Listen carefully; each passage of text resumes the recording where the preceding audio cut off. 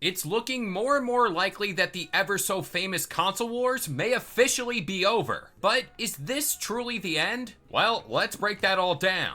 Up next.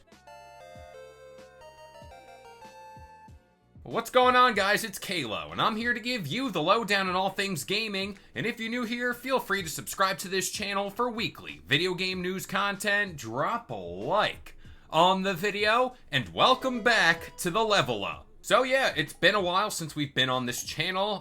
A lot has happened, a lot of life things have been happening, so I had to kind of step away for a little bit, but we're back on board, we're fully back with YouTube videos, so keep it locked here for all the gaming news. Luckily, I didn't miss anything too much, and I just caught this story today, so let's get into it. Now, before I really stoke the flames online, I want to trace this story back to the start, where it was announced that Helldivers 2 will be coming to the Xbox platform, and clearly the world at large had its reactions. I mean, that alone is pretty big, seeing how this is the first PlayStation published game that isn't tied to a license that Sony is willing to publish on Xbox platforms. Now, people speculated that Arrowhead themselves was behind this, or even Xbox, but at the end of the day, it was PlayStation's choice right along. This clearly is just yet another sign that many people will ignore, which signals PlayStation now more than ever is open to this multi-platform strategy. I also want to stress the point this doesn't exactly mean they're going to take the Xbox route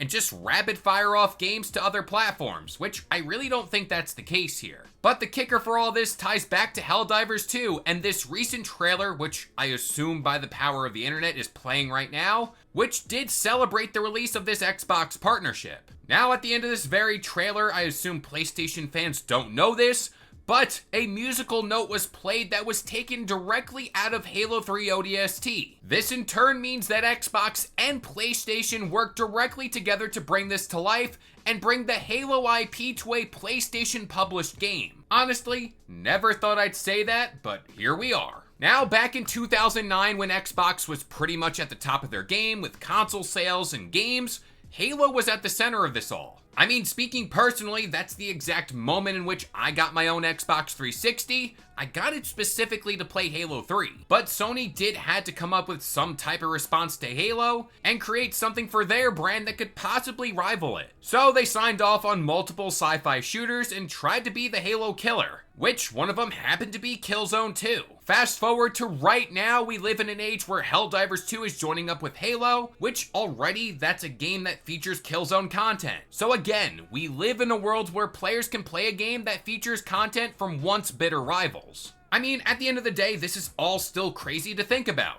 And I bring up these points now to signal how much of a rivalry that was at some point in time. I also bring all this up because the console wars we all kind of grew up on, I'm thinking they're now over. It just looks like Microsoft and Sony are focused on way bigger things now than just exclusives. They're both focused on increasing revenue, and clearly they're both willing to kind of do whatever they can to make that happen. And this is all thanks to big game budgets. I also feel a lot of what's happening in today's industry, like expanding beyond your own hardware, is being done strictly out of necessity. And when talking about the Xbox camp in that fandom, I think they've widely accepted this future, and they know this is the way forward. But on the other hand, when we look at PlayStation, they haven't really come to terms with this all yet, and they still deny that this is happening. All I'm saying is, if you deny this right now, just brace yourself for the bigger news bits that do lie ahead. Because while this is all brand new to PlayStation and there's gonna be this adjustment period, it's looking more and more likely the big ones may come at some point.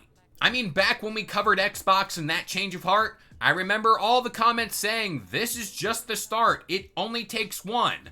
Well, PlayStation fans, here is your one. What I can say for both fandoms here is, I still think there's gonna be exclusives for each respective platform. But I do think there is a future where PlayStation opens up that back catalog of games to release on other platforms. One way to kind of look at this all, this is going to be a revival for certain IPs or communities that are now dwindling, which again, could be a massive money grabber for PlayStation. But with all that being said, I'm going to pass this one off to you guys. Do you think the console wars are over? Personally, I think they've been over for a long time. People just kind of got to get over this all. but I'm gonna pass it off to you. What do you think about it? But that about does it here. I've been Kalo. I gave you the lowdown on all things gaming, and if you're new here, feel free to subscribe to this channel for weekly video game news content. Drop a like on the video. I'm happy to be back, and this has been the Level Up.